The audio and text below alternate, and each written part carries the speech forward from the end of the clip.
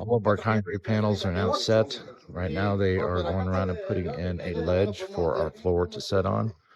Hopefully we'll be able for inspection by tomorrow and be able to pour the entire foundation by Friday. Yesterday we passed inspection by the county. We're getting ready to start pumping concrete into the foundation. Concrete trucks are backing up.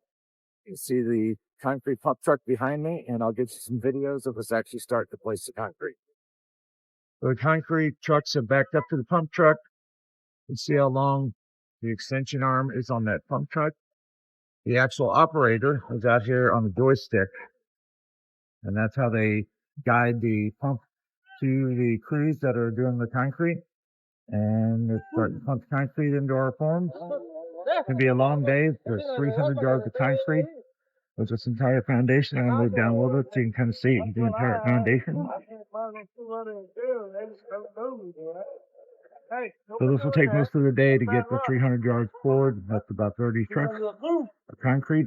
It'll be a long day for the concrete crew.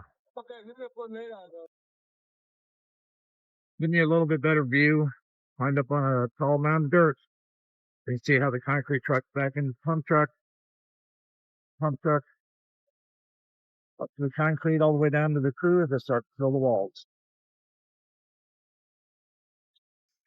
Our 300-yard pour went pretty fast. They've got all of the walls poured except for just a little bit of a retaining wall. They're waiting on the last truck to show up. I wanted to be able to show you, you'll see some more rebar that's actually sticking up that they just installed into the wall, and also our anchor bolts for our sill plate.